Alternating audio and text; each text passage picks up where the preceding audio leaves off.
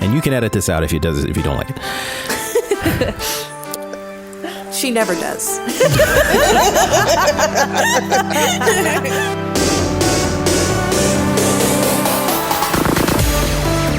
Hello and welcome to SnarkSquad Pod, the media podcast where we just love a good prophecy.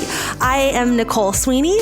My name is Marinez. And this week, we are joined by two guests who will be coming back. They have both been on the podcast before, and they're joining us for a bit of a journey. Both Rich and Nick are returning to the podcast with us. Guys, say hello, reintroduce yourselves. All right, yeah. Hey, Rich Camelucci, president of Arcade Audio, as well as the director and producer of PodSlam, podcast marathon in Chicago, Illinois, raising money for Connor's Cure on September 22nd.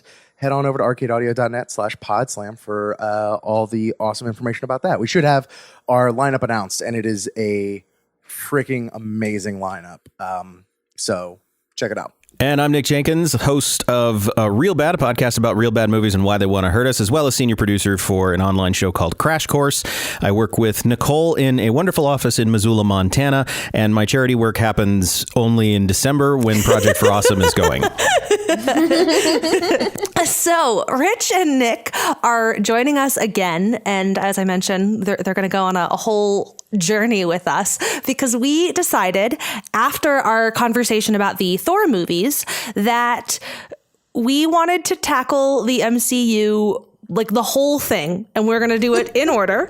So, but because we don't want to have like 900 episodes about MCU movies, we're going to do it by phase. We're going to do one episode for phase 1, another episode for phase 2, and then phase 3 will split into 2 episodes because it gets too big by then. So today we are beginning our journey with, the Avengers Assemble portion of the MCU.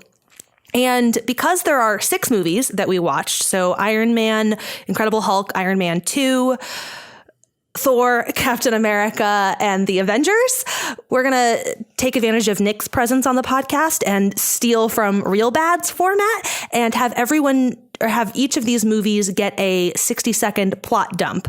And we're just going to kind of rotate through, starting with Rich, actually. So you have 60 seconds All right. to tell the good people about Iron Man. 3, 2, 1, go. Billionaire playboy weapons dealer Tony Stark is doing a weapons demonstration in the Middle East and gets basically kidnapped and has to create the Iron Man suit and also the arc reactor to keep shrapnel from going into his heart. That basically leads him to creating the Iron Man suit and kind of on a redemption tour for our hero Tony Stark, and then is tried to there's attempts to thwart him by his business partner, played by Jeff Bridges, and then they have a fight in a big old noisy fight, and oh boy, we're really rocking these minutes. This is great. But yeah, and then so that's the birth of Iron Man in this line of Avengers films. There, you did it with 1 second to spare. I really thought he went over. I was like, I want this grace period. Nope, he did it. He had 1 second left. Okay. Nick, Incredible Hulk. Oh, good God. Okay. Okay. Only because I know you loved this movie so much. Oh, let me tell you. All right. 3, 2, 1, go. All right, so Bruce Banner is on the run from the law because, not even the law, from the military because they want to harness his power with the mistake that went wrong and made him a giant green rage monster. And he goes back to try to find a cure. He's living in Brazil. He goes back to the States to try to find a cure. He looks up his old girlfriend who he put in the hospital. And they never bring this up ever again, but she helps him. And he can't get his heart rate above a certain amount, otherwise he'll Hulk out. And the military's after him. They've got a British guy who is crazy, and he gets the super soldier serum, becomes the Abomination. They have a throwdown in Harlem. It breaks Harlem, and then you find out that Bruce Banner is able to actually kind of control the Hulk, kind of. The end. Oh, had a whole 14 seconds to spare. Can I have them? Yeah, we can create a pool. All right. I'm actually proud of myself because Yeah. I wasn't expecting that one. All right. Mari, you're up. Iron Man 2. Oh, 3. no. I know, it has so many subplots. All right. 3, 2, 1, go. Okay, so everybody knows that Tony Stark is Iron Man, which means that he's got like a lot of shit going on. One is that the government really wants all of his secrets about being Iron Man, and he relaunches the Stark Expo. The palladium in his arc reactor is slowly poisoning him, and he signs over his company to Pepper Potts. Black Widow shows up and is momentarily his new assistant. The big bad of the movie is Ivan Vanko, and he makes an arc reactor of his own, and then also invents some like electric jump rope whips things. His friend James Rhodes steals a suit to get a drunk Iron Man like back under control, but then he like finders keepers that suit and turns it over to the government, who hire Justin Hammer, who is Tony Stark's like business enemy, I don't know, to soup up the suit and add more guns because America. And then Justin Hammer also recruits Ivan Vanko to make more Tony Stark suits, but he ends up making some drones that they then show off at the expo.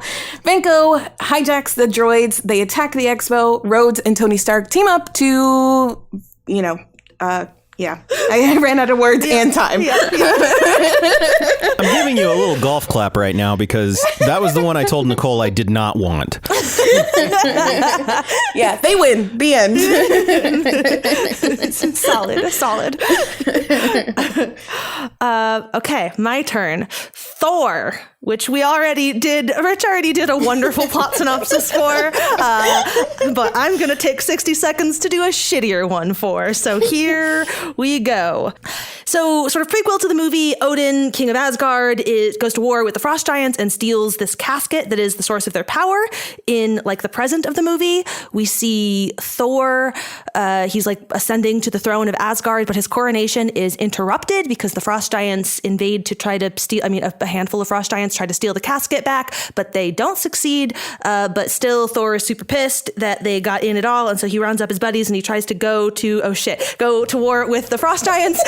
And Odin is real pissed, and so Odin banishes him to Earth and strips him of all his godly powers, but then like whispers to his hammer that like he'll get his powers back once he becomes worthy. So he has to go on this whole journey. He tries to get his hammer. Shield finds his hammer. Shield is there. That's cool. The most important character in the MCU, Phil Coulson, shows up, and eventually he does it, and he gets his hammer back and his powers. And I skipped some stuff, but I ran out of time. Okay. One small detail we need to put in there is this is the introduction of Loki. I mean, yeah, Loki. Oh, yes. That's like, that's like a major detail that I omitted, but Loki. Loki happens. Loki exists. Yes. We'll talk about him at length, but yeah. Okay. Captain America. Rich. All right. 3, 2, 1, go. So Steve Rogers, he's a Brooklyn boy. He wants to join the war, but he's just a little guy. And he ends up going to that first Stark Expo with his buddy Bucky Barnes. And whatever the character's name was, played by the Tooch, overhears that he wants to join the army, but he's a little small. But he enlists him anyway because he's got some plans. And then he goes through boot camp, and then he gets injected with the super soldier serum that had been previously worked on in Germany for the Nazis by Red Hood. And they're still working on it, and they have Red Hood has the Tesseract, Red Skull, Red Hood. What? It's 15 seconds left. Oh God. Anyway, Steve Rogers is basically just selling U.S. bonds until he gets in the fray. They fight. And he defeats Red Skull. And but Bucky died. The end. You said Red Hood, and I got really scared because I'm like, DC? What? Wait. I'm sorry. I watched the wrong thing. Yeah. Freudian crossovers. Last one. Avengers. Nick. Ooh, 3, okay. 2, 1, go. all right, all of these heroes have had their own movies, except, well, no, even the Hulk had his own movie. Holy cow. They all need to be brought together to fight Loki, who's got a mysterious staff that controls people's minds. The Shield has been trying to make the Tesseract into both weapons and a way to harness energy. This falls apart because Loki steals it for someone we don't find out until the credits. And then the Avengers come together, and they are terrible at working together at first, but then Phil Coulson dies, and we're all very sad, and that gives them the push they need to actually come together and beat the crap out of Loki, and it made me really emotional watching it this time. They win. Dang! 20 seconds to spare. Killing it. I'm real good at this, you guys. Profession. Yeah, you may have a few of these plot dumps under your belt. No, he doesn't. He always assigns it to somebody never else. does He that. doesn't do it. He makes other people do it. But I learn by watching. Right, exactly. That's true. It could also be that I've seen the Avengers 347 times. Sure. So. Sure. Okay. Well, that is a good, I think, jumping off point for the thing that I want to start this episode with, rather than our usual kind of did you like it, did you not? Because these are 6 rather different movies, I think. I think we all had probably fairly different experiences from an enjoyment perspective of these movies. And Yes, we did, as a matter of fact. I think it makes the most sense to start with our experience with all things MCU. So like before coming to this podcast. So Rich, what's your background with this stuff? So my background is essentially just a movie watcher.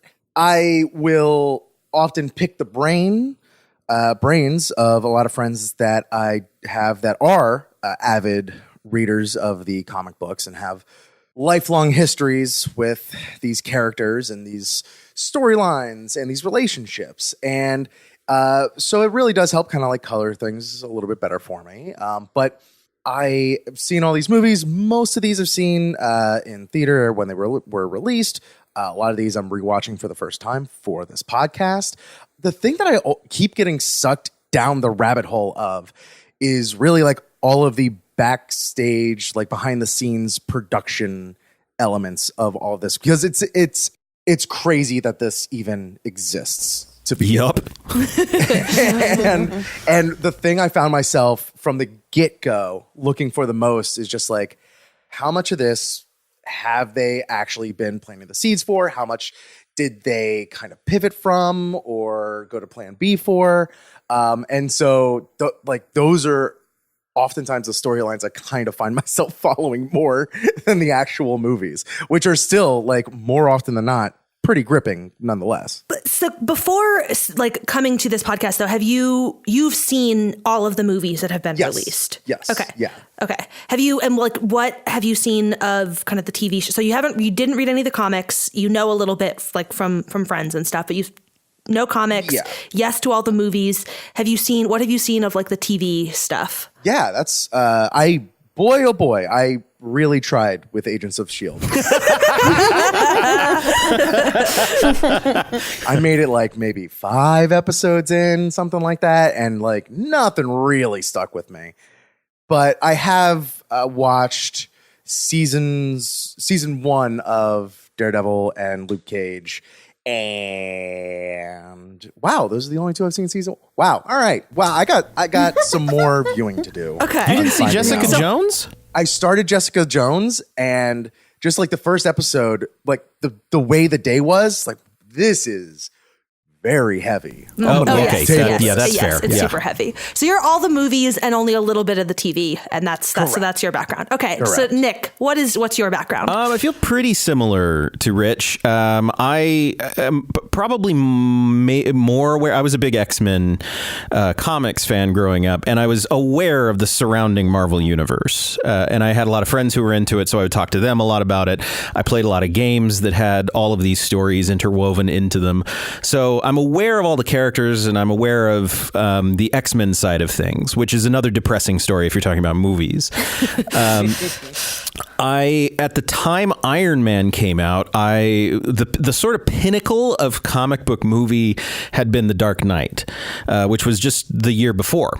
And that movie sort of reset the stage for what comic book movies could do. And aside from the casting of Robert Downey Jr., which I thought was kind of fun at the time, I wasn't expecting much out of it. And I remember walking out of the theater just feeling like I was walking on air. Like I felt like that was a very honest, it was a reimagining to be sure, but it felt like a very honest representation of that character, which I was not used to getting, really not since the original Superman from the 70s. So this got me excited.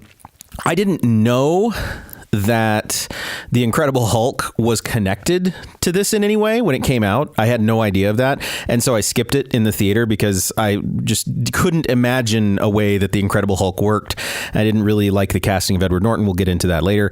And then I didn't see Thor or Captain America at the movies for a variety of reasons. But then I caught up on them on home video before the Avengers came out, saw the Avengers, and had a goddamn transcendent experience with that movie.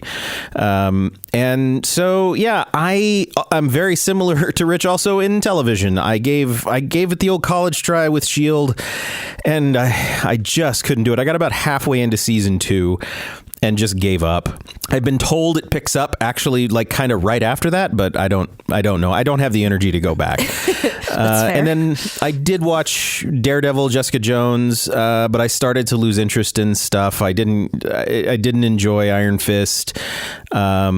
And even though I really thought it was creative and was good, I didn't really enjoy Luke Cage either. So I just, I don't know. There was something about it, and it was feeling more and more disconnected from the grander Marvel Cinematic Universe. And so I just checked out. And it came at a time where Nicole and I have had this conversation. I just feel like there's too much media to keep up with now, and I had to sort of cut some ties and decided that's where I was going to make cuts. You got to pick and choose your battles. Yeah. So that's it for me. So I am a person that really, really loves superhero stories, but has really shitty follow-up with anything. So what that means, growing up, my favorite superhero was Superman. So I was more in the DC space than Marvel. Since then, I consider myself a pretty, decent comic reader. But the only thing in the Marvel universe that I've read comics-wise is from Deadpool and Miss Marvel. For these Those movies, are some quality choices, by the way. Thank you very much. So for the movies, I had seen all of them in phase 1, except for The Incredible Hulk. Again, wasn't even on my radar. Couldn't tell you why I missed it, but I just did. I think all of the other ones I watched in theater, I'm pretty sure. So I was keeping up for phase 1, and then phase 2, it kind of fell apart. But again, just because I'm really, really bad at any kind of media follow through. So, this is definitely the phase that I know the most about, that I remember stuff as I was going to rewatch. I've rewatched a lot of these movies a lot, but I don't have much knowledge of the characters going forth. So I don't know what's really happening current. So I don't know if that's going to color the way that I bring commentary to these movies, but I don't know what's going on. But you have experienced this as like a contained thing. Like you're not watching this now with, they're going to go in all these directions. Right. So this is, I mean, I have, again, sprinkled, I've seen Ant-Man and a couple here or there, but especially in the most recent phase, I'm really, really lost. I'm out of touch. So TV show wise, you both put in a valiant effort with Agents of S.H.I.E.L.D. I quit after the pilot. I was like, no, thank you. And then over on the Netflix stuff, we are recapping Daredevil, Jessica Jones, Luke Cage, and all of that. And we're about to finish season 1 of Jessica Jones, so I'm about to jump into season 2 of Daredevil, and I've been enjoying everything that I'm watching over there so far. So yeah, that's me. That's only because you haven't gotten to Iron Fist yet. I'm so excited. So excited. Also, let's pour a little out for Agent Carter as well. Yeah. Oh, good. I forgot. Yeah. That was a show. So I have come at all of this weirdly piecemeal. I saw the first 3 of these movies in theaters, skipped Captain America and Thor, and saw Avengers, and we're gonna talk all about that experience now. How wrong I was, basically, in my previous viewing choices. But I've seen almost all of the movies. I haven't seen the Ant-Man movies. nor have I seen Infinity War because I was just real fucking busy when it was in theaters. And so I never made it. And then once we decided we were doing this, I was like, well, I absolve myself again to this point of there's just so much media. I'm like, sooner or later, it's going to be a podcast assignment. And I'm just not going to worry about it until that time comes because, time. And also I've been like majorly spoiled on it already. So I'm just like, well, at this point, I kind of don't care. So I'll watch it. I'll watch it when I have to, and not before that, because this podcast requires so much time in terms of media consumption.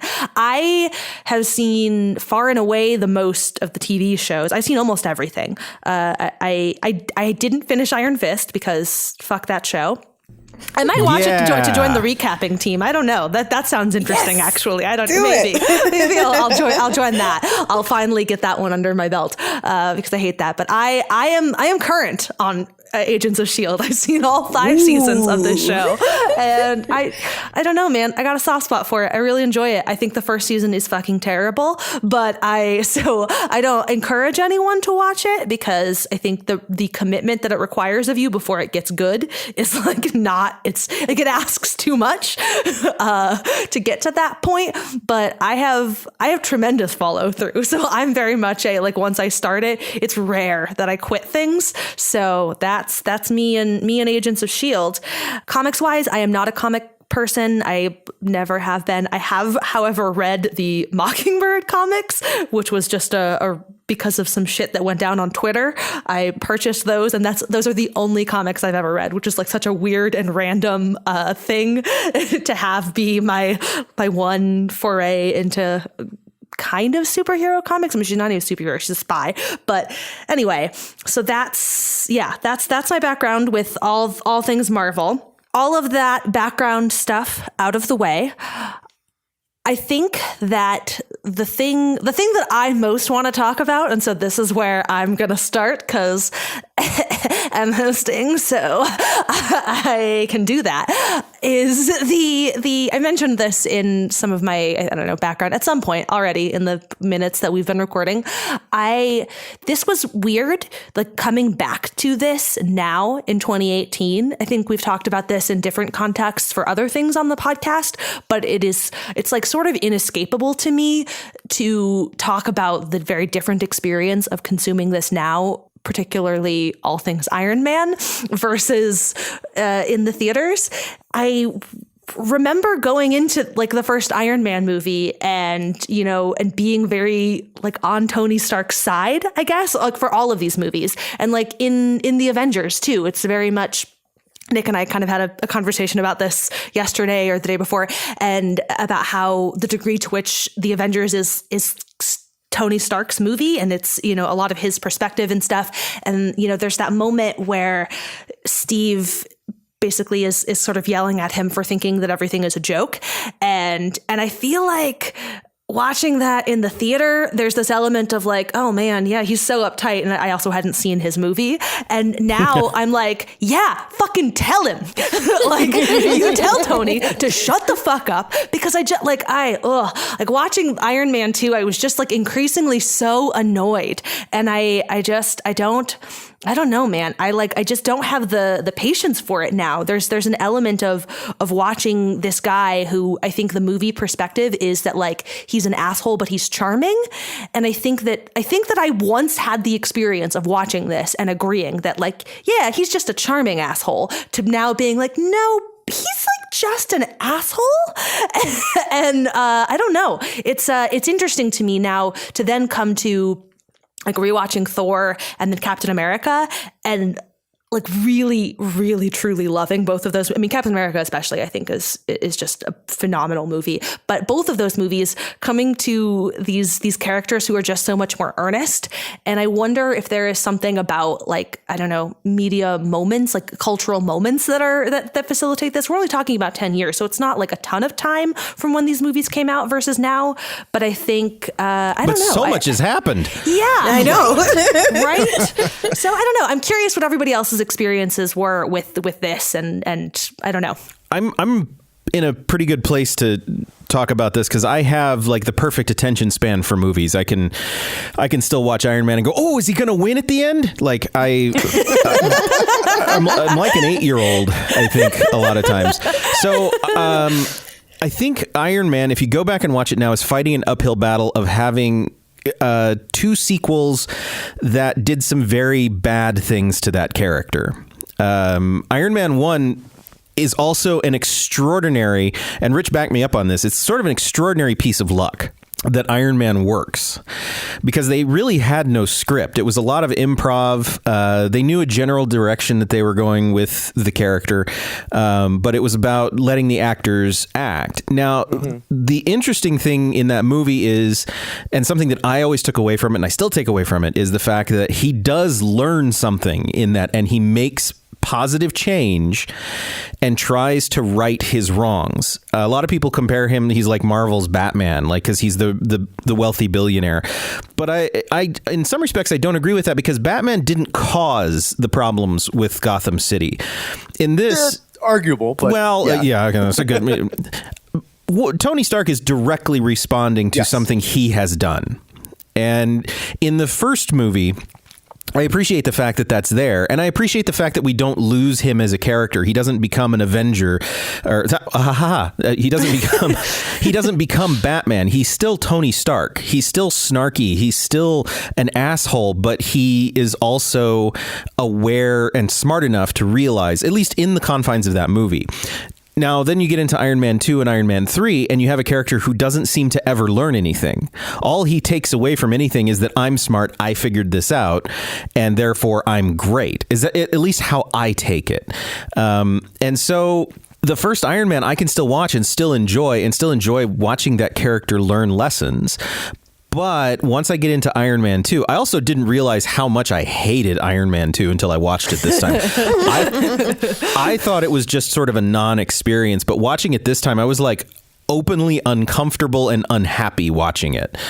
So there was a lot in that film, but it still didn't really hamper my experience with Iron Man 1. So that's my perspective on it. That's an interesting point, though, about the sequel, the impact of the sequels on that story, because I think that you're right that you could make the case where he starts out an asshole and like he goes through a whole journey. It's just that we see him at the beginning of Iron Man 2 essentially reset to the same character that he is at the beginning of Iron Man 1. Yeah, Iron Man 1 also was massively assisted by the entire meta narrative that was Robert Downey Jr. Yes. And him essentially, this being his, big shot at a comeback and basically playing a character with all the same issues as himself, as far as like personal demons and whatnot.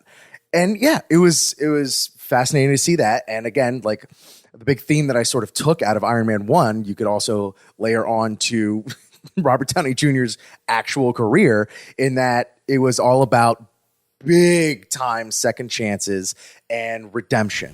Yeah. And he, like, as the character Tony Stark, like he's an arms dealer. He knows he is, and he thinks he's only dealing to, the right side of things. And then when he finds out that no, our enemies are also getting the same damn weapons, well, this isn't the narrative I told myself that we were doing. And I've seen it now for my own eyes and I can't unsee it. And yeah, so like a lot of that guilt just weighs on him. And so like at the beginning of Iron Man 2, like they didn't, and I don't know if it would have been good if they did just remind us that like, oh yeah, by the way, they're not dealing weapons anymore. I mean, they kind of did as far as like, yeah, well, the company ain't doing that great since we're not dealing weapons anymore. But Iron Man 2, I feel like goes into a lot of, like those things kind of just don't really matter for Tony anymore because like he is dying. He's very close to death and he kind of has a death wish. Like the whole reason he just untrained goes into a Formula One car in Monaco. It's like, oh yeah, you kind of want to die in a blaze of glory.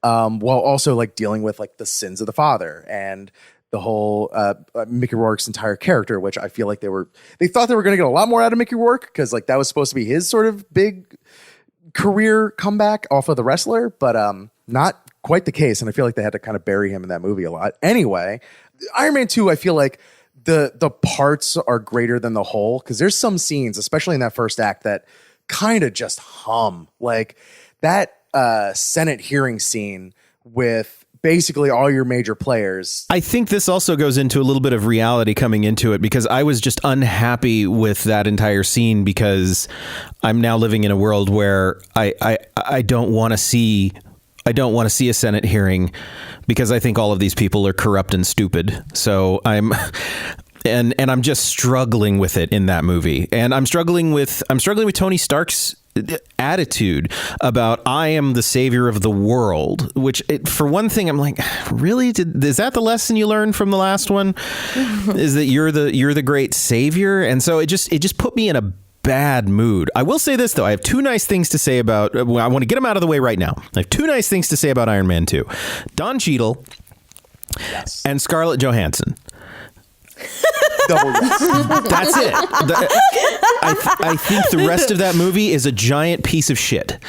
It looks nice, but it feels like there's nothing there. And what is there, the little bits that are there, just frustrated and angered me, except when either Scarlett Johansson was on screen being a freaking badass, or even when she's not fighting, she is just so Natasha Romanoff. In those sequences. She is so good.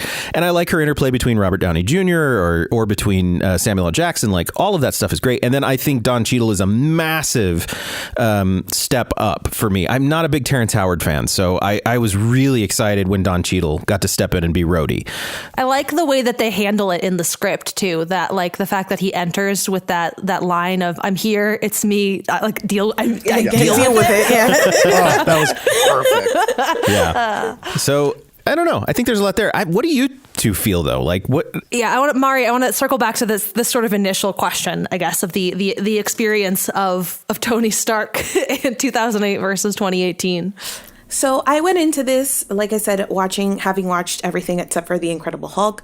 So my expectations were that I was going to think that Iron Man was the best of phase one, because that's kind of the impression that I was left with after, through the years, and that The Incredible Hulk was going to be terrible because everybody said that it was terrible. So Nick, you mentioned how you didn't want to watch that Senate scene just because of the moment that we're living in. And that's kind of how I feel about anti-heroes as a whole. Yeah. I just I'm not happy in 2018 watching people on my screen who are douchebags under the guise of helping anybody, or, that kind of like rich savior of the world getting away with it and being, what before was really funny as him describing himself, or, as like the playboy philanthropist. Now 2018 me is sitting here going like, boo. Yeah. So it's so incredible to me, because I honestly expected to go in loving Iron Man the way that I did on the first run, and I just did not. It did not play the same way to me. I'm not here for his whole anti-hero shtick, especially because he doesn't seem to be learning or carrying the lessons forward. I'm not even talking about where his character goes beyond phase one, because I don't know. Just contained in these movies, that felt really flat for me, kind of as a modern viewer and who I am today. So, and kind of like the opposite of that is that Captain America really sang to me this time around. I'm like, yay, punch some Nazis. They're,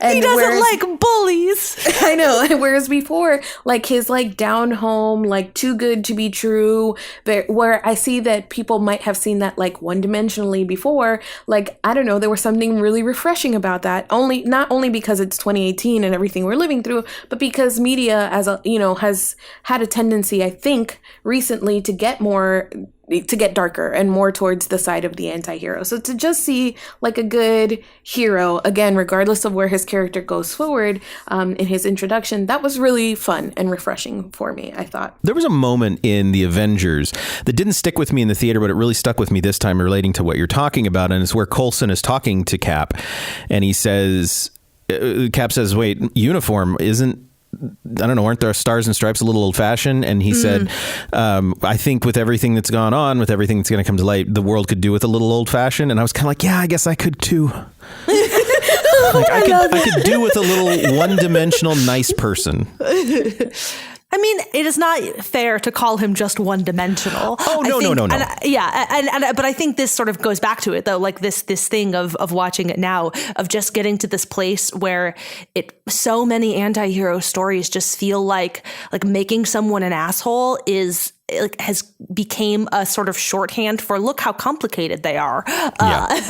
And so to have like a Steve Rogers character, I mean, even Thor, who also starts out as, kind of an asshole in his own way, a very different kind of way. But like he's proud and arrogant. And that's sort of the heart of the way in which he is an asshole. And you can do that, but then, you have him sort of go on this journey to like become not that. And then you have that be a lesson that sticks.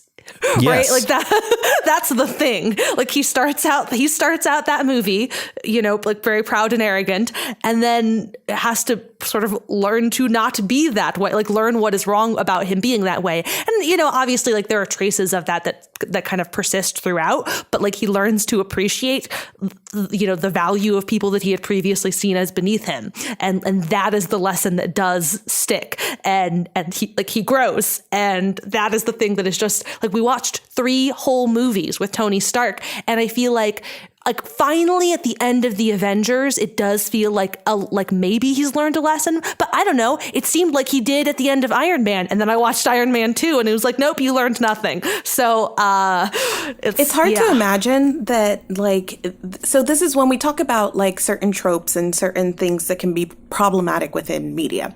So you think about the way not only that they play kind of in story and as you're watching it, but the messages that they send to like the people who are making these things. So it's hard to imagine that they didn't see the success of Iron Man and this like playboy philanthropist and they went, ooh, that worked, ham it up, crank it up to 10, so that there's almost they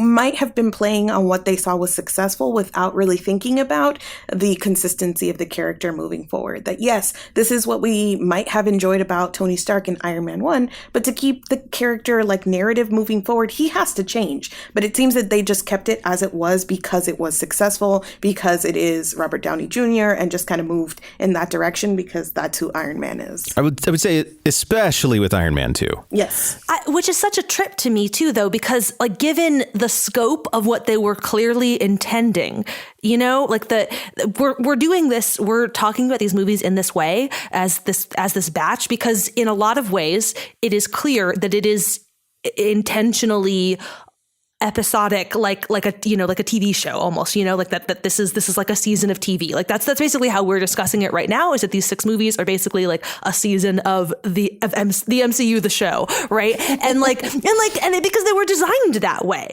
there are the little threads sort of, well, obviously, yes, they are their own movies and whatnot, but they were designed in that way. And you see we'll get into this in future episodes, but going back to Thor, because that is the one that we did do as the 1, 2, 3 sort of arc. Like you see, like they did it successfully in other places, right? The idea that your character should progress from one movie to the next.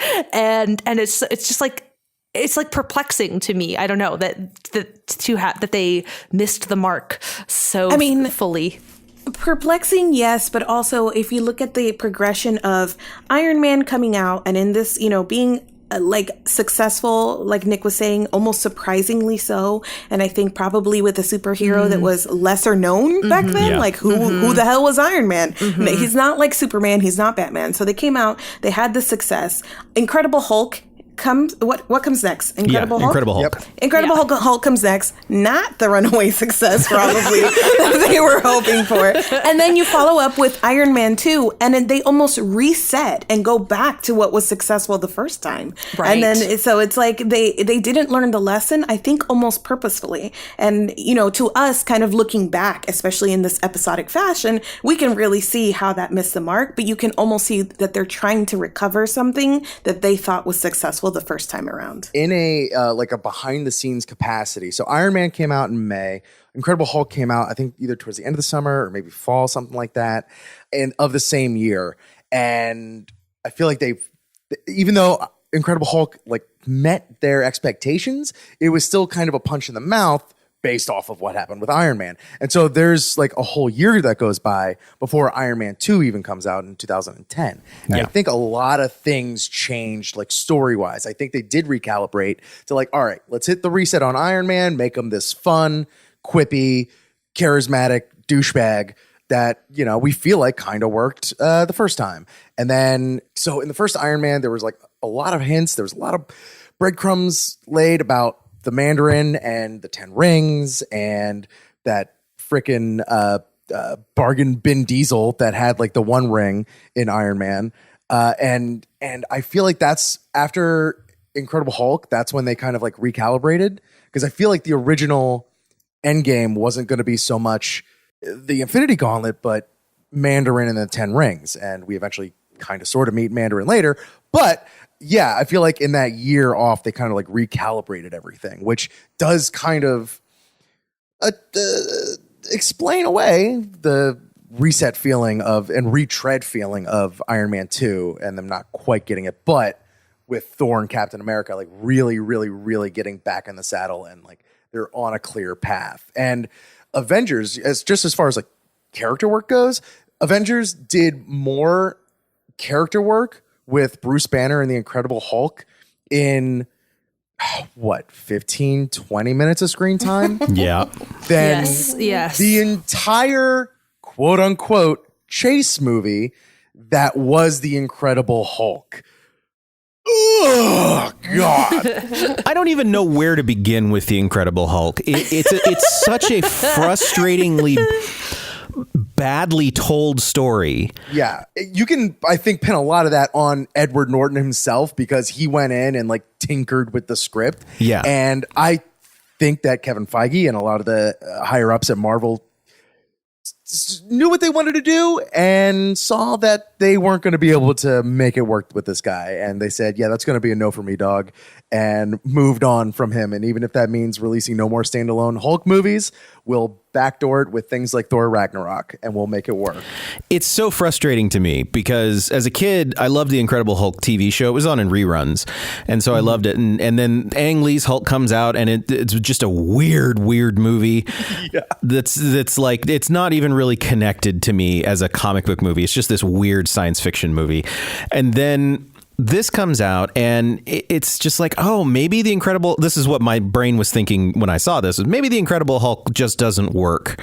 You know, maybe it's too weird or too dumb or something. And then in, like you said, in those 15 minutes in the Avengers, it's like, oh no, this is exactly what a Hulk movie is supposed to be. This right here. Perfect. Okay. We figured it out.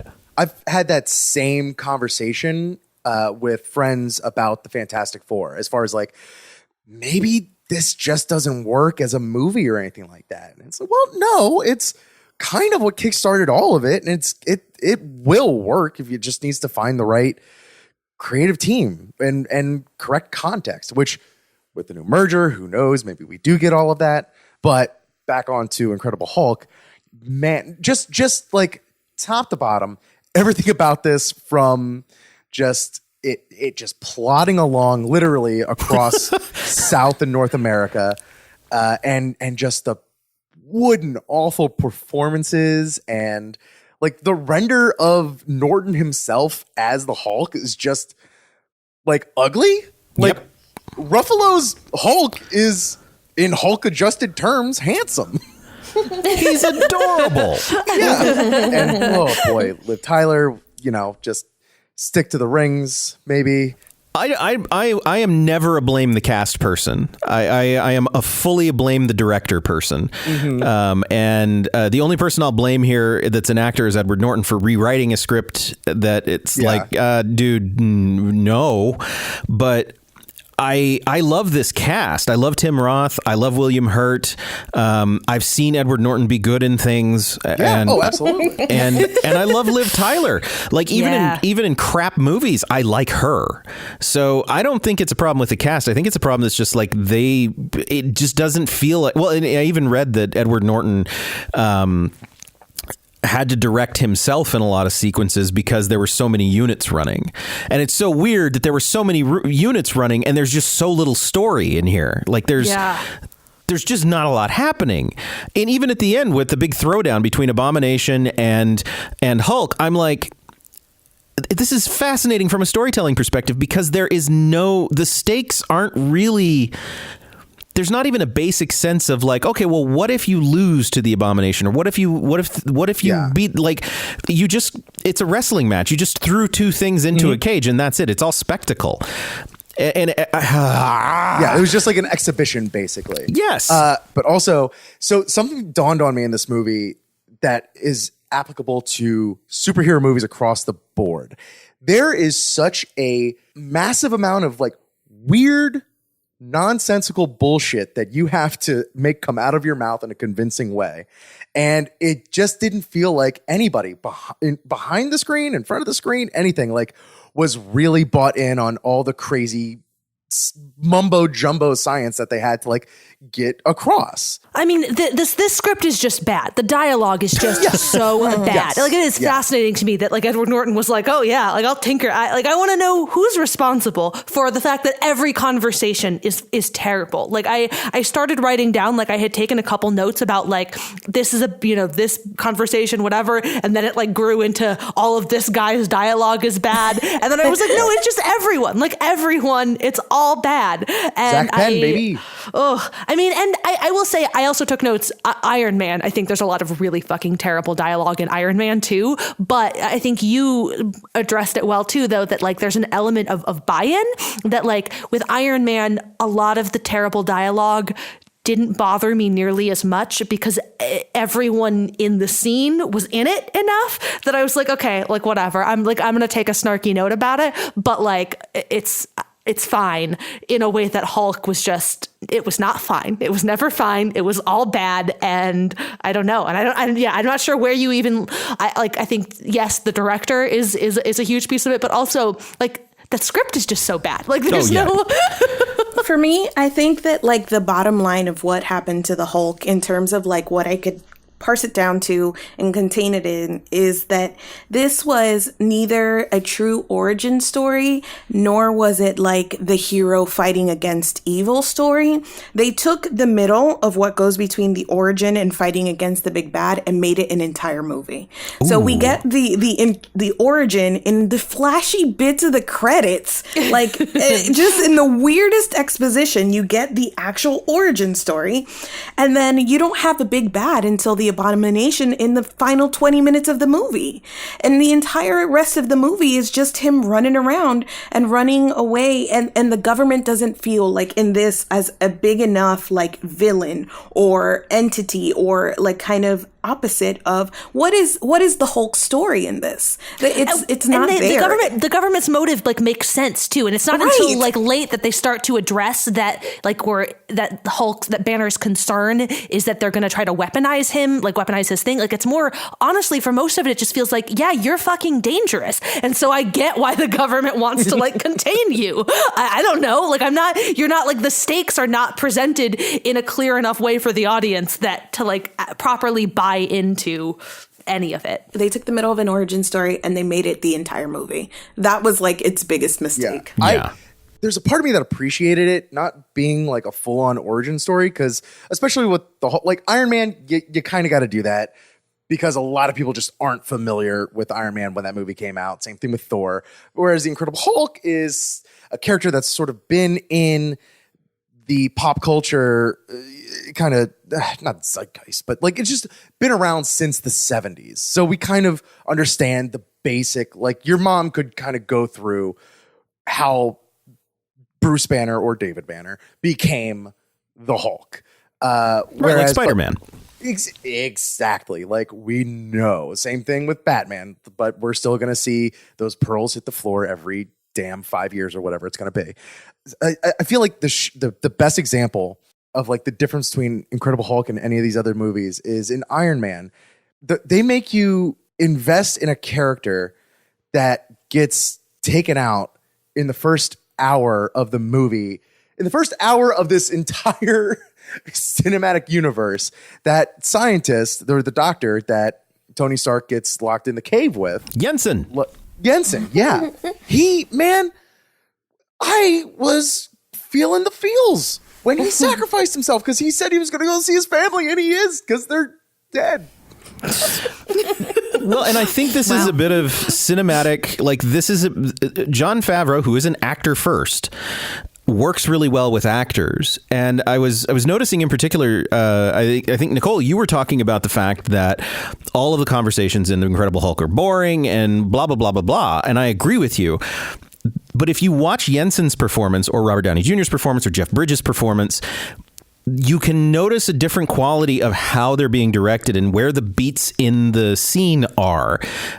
Specifically, when Tony is first talking to Jensen, when he wakes up and Jensen and Tony looks up and sees a camera, and Jensen looks back at him as he's shaving and he says, "Oh yes, you're on camera. Smile." You know, he has these beats that he hits and that an actor wants to find. And I don't feel like any of those beats were in The Incredible Hulk. So the actors didn't even seem like they were getting what was necessary for them to sell the scenes. And I mean, that's what it looks like for me as a filmmaker, as a person who works with actors. It's like that.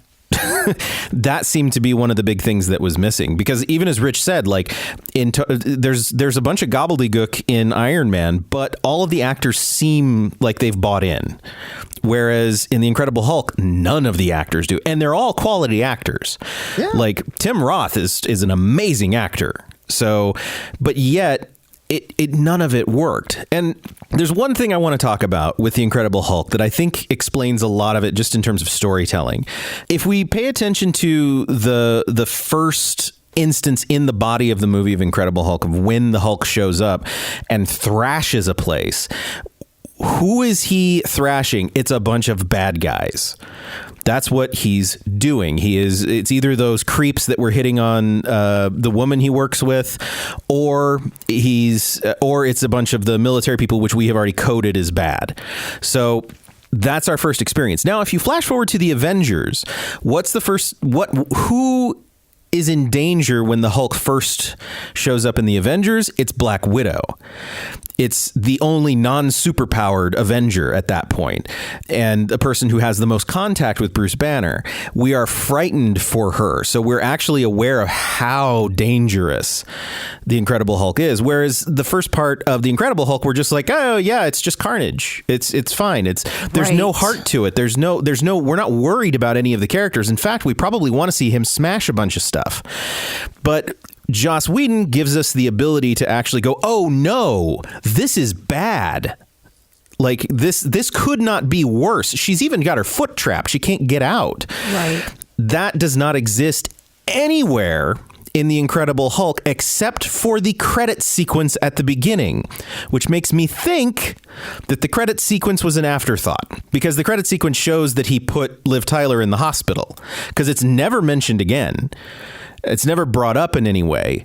That's very true. It's like not even an apology or like, you know, when they see each other in bushy Sorry about eyebrows. that one time. Yeah. Just like, oh, by the way, did you end up in the hospital? Because I sometimes don't remember because I Hulk out. And so that's on me. Also, homie, if you're trying not to get angry, maybe don't go to like one of the most humid climates on Earth. Well, and this is another thing that's weird, is like it's not anger, it's just heart rate. Yeah, that's another sort of weird thing, but yeah, right, because you can't have sex because of heart, whatever. Yeah.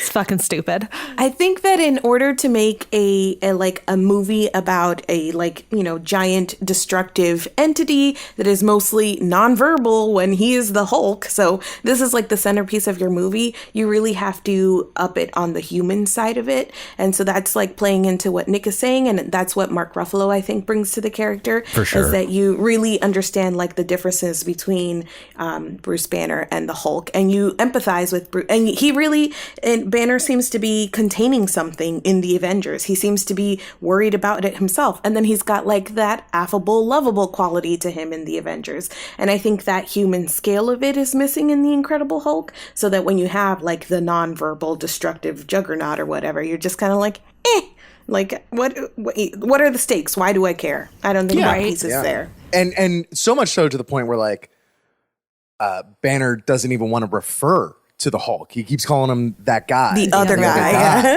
You know, like he straight up gives him the Voldemort treatment. We spent a lot of time talking about the movie that we all hated the most, and this is like quick plug. We're doing a little bit of a crossover event earlier this week. Real Bad released an episode that we haven't actually recorded yet at the time we're recording this, but we're doing a crossover. We're also going to talk about the Incredible Hulk over there. So if we want to hear extended discussion of how terrible this movie is, you got that on Real Bad. I have so many notes. Right, I'm like, I don't want to derail this entire episode into fuck the Incredible Hulk because I mean we could, but I wanted to sort of talk about some of the things that did work for us in all of these movies. And so I want to pivot to what I think is the best of the movies, and that is Captain America. What? I thought you were going to say the Avengers. I co-sign on that. No, Captain America. I was about to say I'll allow the Avengers as an alternative option. I think like the Avengers is an acceptable submission for the best of these movies.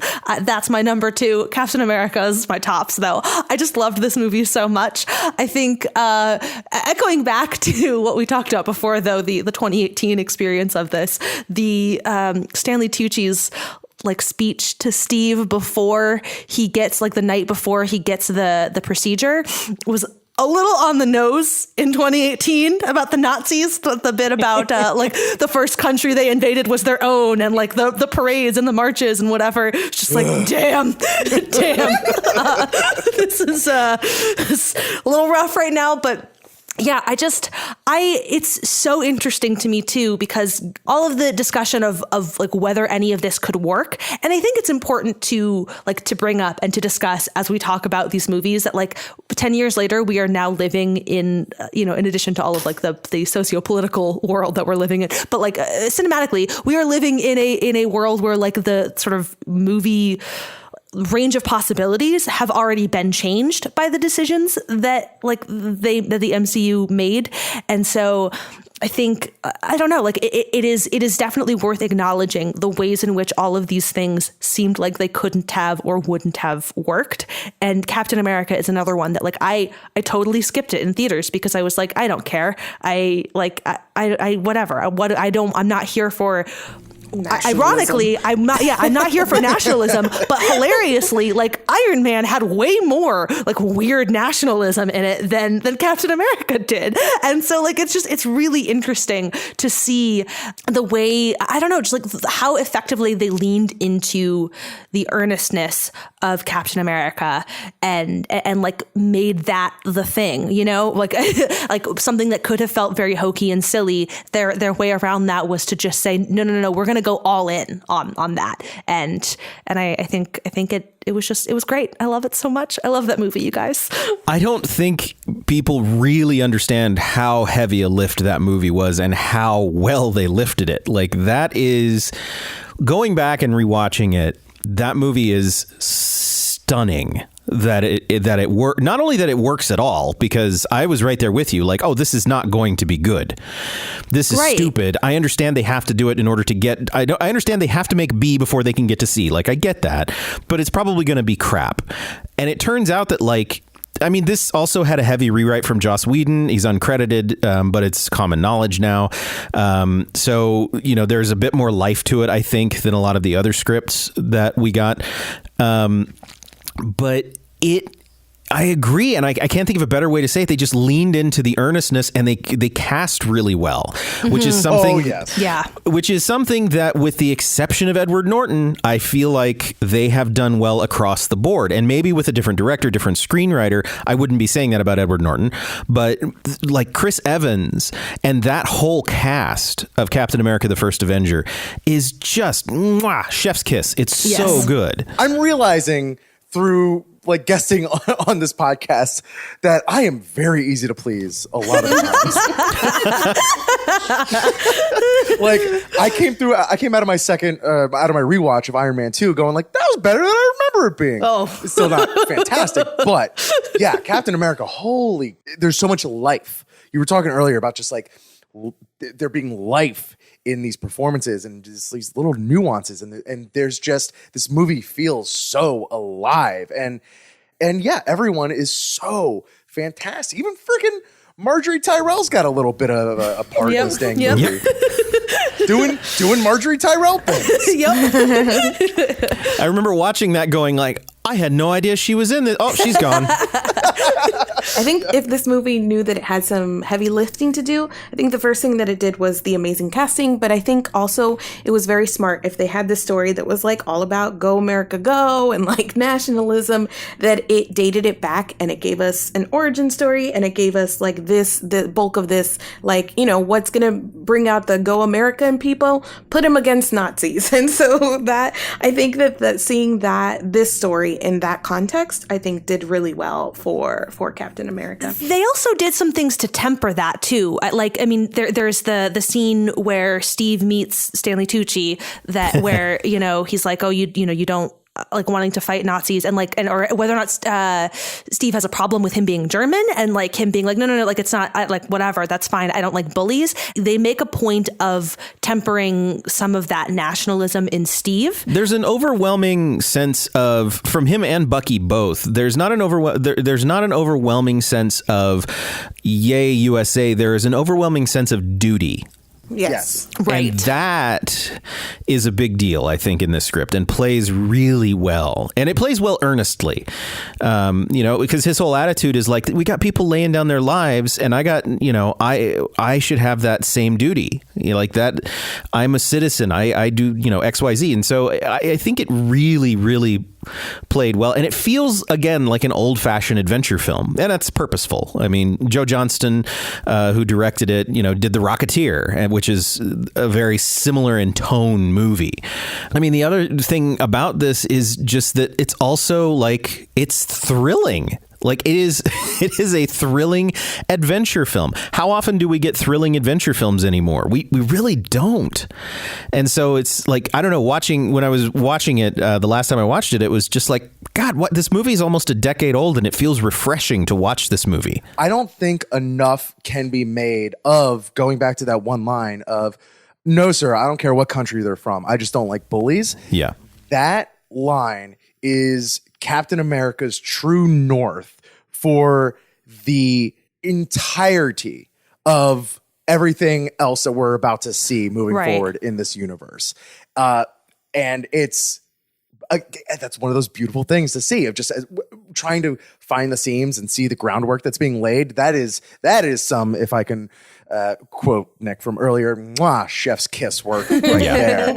And yeah, there is a fine line with this movie, especially with a character like Captain America that can come off as just hokey as well, like just with the time period and everything.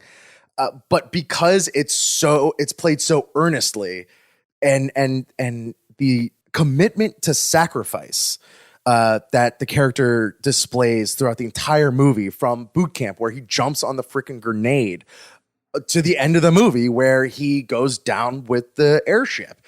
It takes you past the hokey, you know, what a strong jawline and yes, punch those Nazis, to no, this is a character with true conviction. Yeah.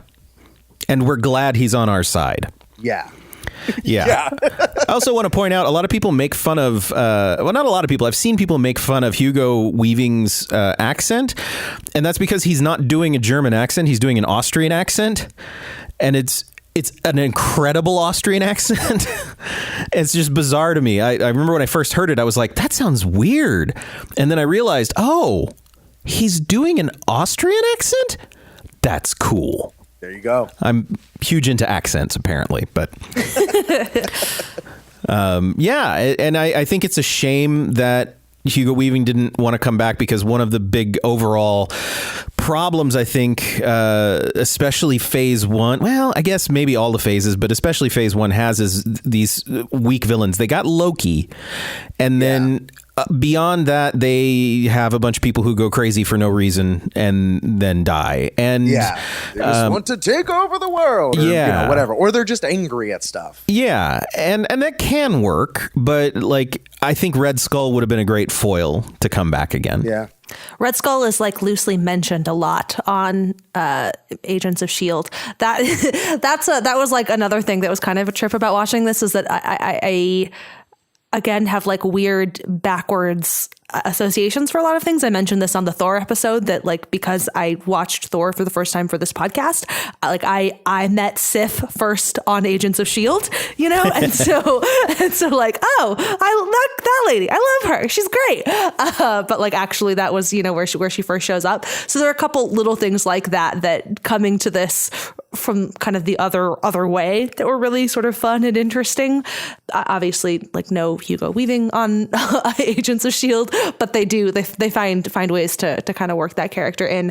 I also, along those lines, though, never even noticed the couple references to the cellist, to Phil Coulson's cellist girlfriend, or, you know, whatever, that they casually mentioned. This is another thing that they bring back on S.H.I.E.L.D. Amy Acker shows up to play his, the cellist that he was dating. And so that was another like fun little moment. I'm like, oh yeah. Hey, Amy Acker, cellist from Portland. I know about her. I don't know. It's just, it's interesting to see just all of the like layers in which things I don't even want to say we're seated, because I don't think any of this was done deliberately for that. Like, I think like this is clearly the other way around. Like they, you know, S.H.I.E.L.D. said, okay, well, here's all of the little pieces that we have to work with. Like, here's, you know, ways that we can make all of these kind of references and callbacks and stuff. But it's still really cool, I think, to see kind of the layers like that. I think is a very fundamental part of what they're doing with this project, like the reason that they're making all of these things, and like it is intentionally a thing that the audience can go, oh yeah, I you know, to be Steve, I understood that reference, you know, like that's like that's deliberately an experience they are trying to create for portions of the audience, and it's cool, it's fun. It stands out so much. I watched this like one movie a day across this week, and it stands so much watching these movies in close proximity. Like I had seen all of them, but really seeing all of those threads that connect it together. The reason we thought of this is because when we were talking about Thor, we were struck by how much they had assumed as you move through Thor's movies only that you had seen all of the other pieces. Right. And like the confidence in doing that, like, yeah, you know, you watched our movies. But also like the way that they're building the story to be specifically that. And so between like the Tesseract and Loki and Coulson and S.H.I.E.L.D. and all of the ways that these movies are just building on top of each other, leading to what I think is the best movie of Phase 1, The Avengers. So the way that it all comes together, and I mean, it's just, it you know, to use some like hackneyed word, is like, it is iconic, it is epic, and the way that I think that it just dedicates time to all of these pieces that we had seen building throughout the movies. Each, you know, character, each actor gets their moment, the Tesseract, Loki, like everything is coming together in a way that it felt like a payoff for all of the ways that it was building before. And it wasn't just like these small nods in the post-credit sequences. It really felt to me like it came together to something, which is, you know, that's how you know that the threads you're weaving together are more than just subtle nods. It's when it's the payoff that's there, that's what I'm looking for. So I really enjoyed that one. It is a crazy sensation that movie creates, because for everyone's life leading up to the Avengers, you would go to see a movie and you would expect the characters from that movie, like every movie ever has been hermetically sealed, and the sequels that get made are just for those characters, and there never was an idea of crossing over characters in movies. That was for TV, for Sweeps Week. You would get crossover episodes, but there's some not that of the bar that was so low. There is. You know, if you go back in time, you have Abbott and Costello meet the Mummy and the Frankenstein and Dracula, and then there were other things like that. And then we got, you know, Freddy versus Jason, but it was always thought of as like and Alien versus Predator. And I think it was, you know, and actually, I mean, Predator 2 might be my first idea I'd ever thought of like a shared universe, because at the end of Predator 2, you see the skull of an alien in their ship, and I was like, what? And that sort of blew my mind. was a terrible movie, but that one moment just, it was amazing. It takes some time. Yeah. So there were attempts, and they were at best a little lazy.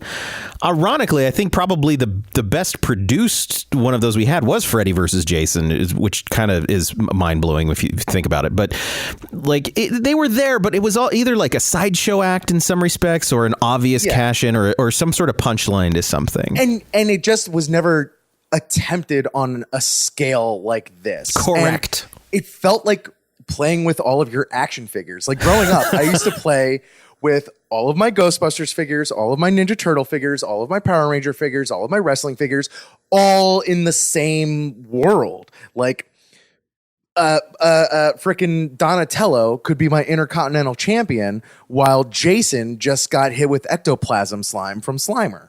And this felt like that. Not to say that like people would have just been happy if they were just straight up like playing Pinochle or something like that, or like, eating shawarma. But the fact that we got to see just all this amazing teamwork as well, it felt so special. I will say too that just seeing them eating shawarma, I don't know if nobody else mentioned this when we were talking about background, but the Defenders, the scenes where they're all just hanging out in that Chinese restaurant are like 100% my favorite part of the show. Like that's like that's all I want. Like everything else, I enjoyed the show. It's great, but like totally just want to like you just want to have that crossover of like they're all just hanging out together. Like that is itself just so cool and exciting to see. To that moment where all of your favorites kind of come together. Yeah. It's a blast. It's joyful. Yeah, not since Roger Rabbit has a crazy crossover thing like this on screen has felt like so important, I think important's a good word. There's I was talking to Nicole about this the other day, that like when I watched Avengers for this podcast, like it's been weird because I would say I don't know if it's the best, but it is my favorite of the Phase 1 movies by far. I do think the screenwriting in Captain America is probably a little better.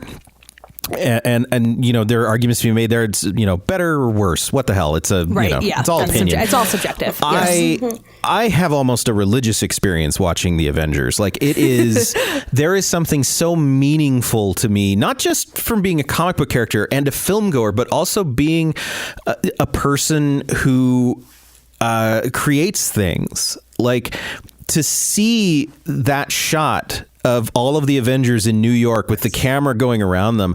Yep. Like that is not only is that a great scene in a movie and a great point in a narrative, but it is also a celebratory thing for Marvel. That is a moment that Marvel took and they put their stamp on it and went, we fucking did it. Like we stuck the landing like above, because I agree, like you would never have thought that this could have happened. When Nick Fury came in at the end of Iron Man and he said, I want to tell you about the Avengers initiative, I was kind of like, oh yeah, like they'll ever do that. Okay, this reminds me of one of my grievances, and I haven't derailed any conversations yet to talk about Phil Coulson. So I got a whole hour into this recording without doing that. So like it's time.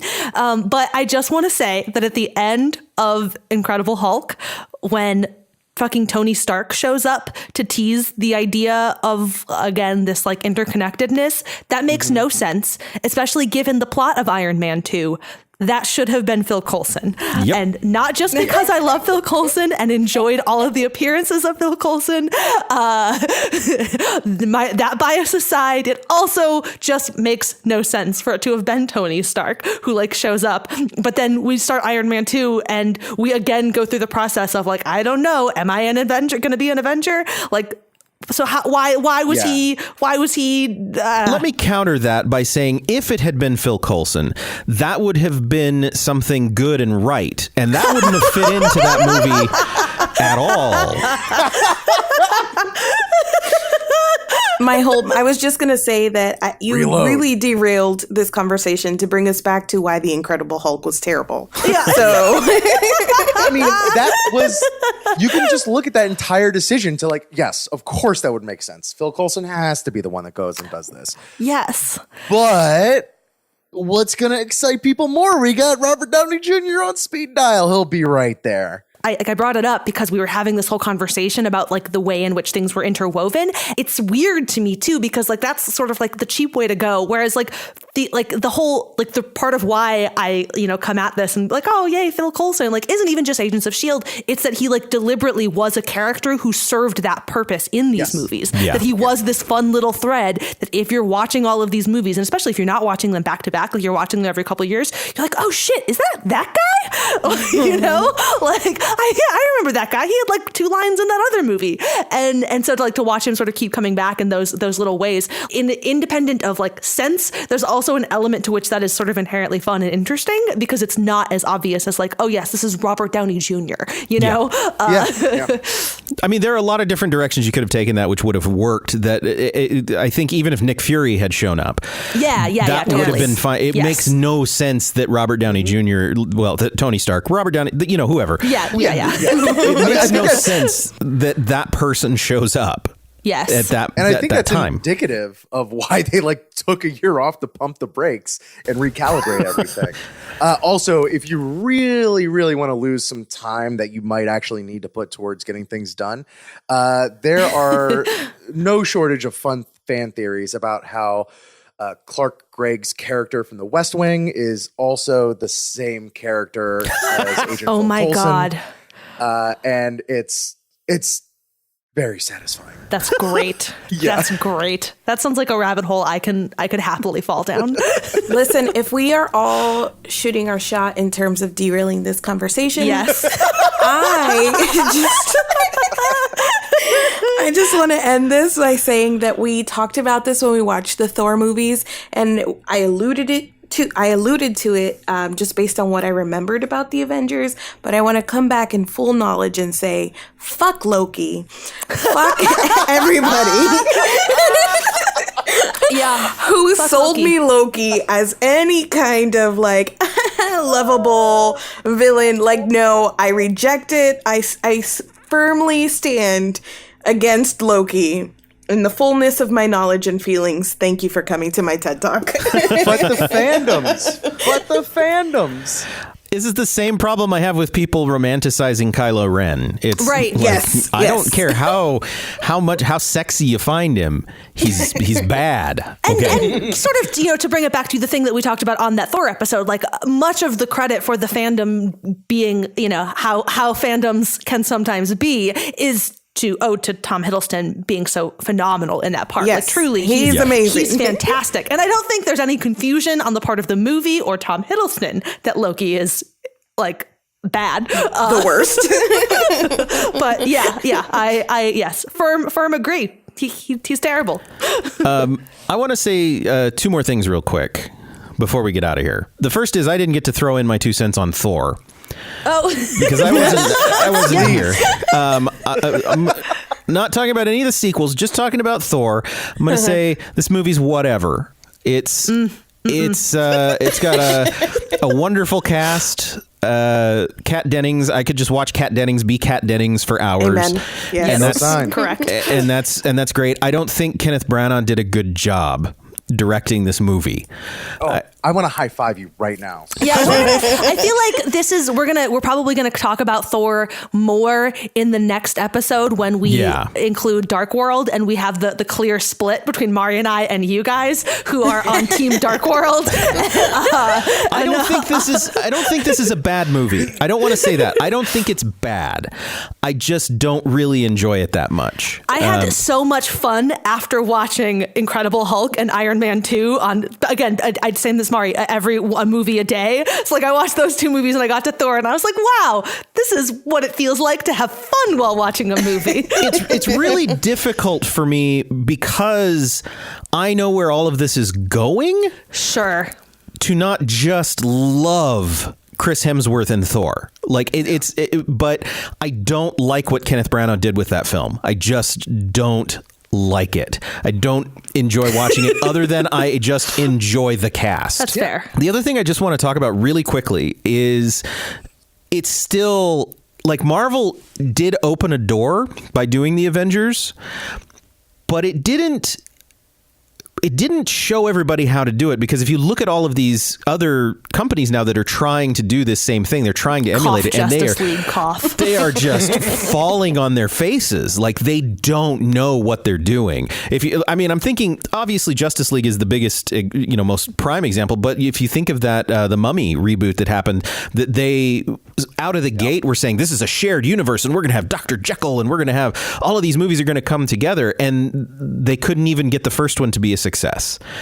It's right. Like, Marvel did something incredibly special, and I think through time we may forget that. we may as a culture just sort of forget why this didn't happen before and how hard it was to actually pull off. And I think a lot of that I want to give credit to the filmmakers and the team at Marvel who did this. Like, I am bloody well impressed. And on that note, I think we could go on about this forever, but we are going to wrap up this episode of the podcast. Thank you so much to Nick and Rich for joining us this week. Thank you to all of you for listening. If you enjoyed this episode, please rate and review us on iTunes, or possibly maybe consider supporting us on Patreon at patreon.com/SnarkSquad. Got some fun perks and rewards up there for you. You can also find us at SnarkSquad.com or on Twitter at @Snark_squad. I am at Sweeney Says. You can find me at My Name is Marines. You can find me at NG Jenkins, but I would prefer it if you just went to @RealBadPod. You can find me on Twitter and Instagram at RichCammy, as well as Arcade_audio. And don't forget to check out the Real Bad crossover episode on Incredible Hulk. Thank you to Stefan Chin for the theme music that is playing us out right now, and we will see you again next week. Bye. Bye. Assemble!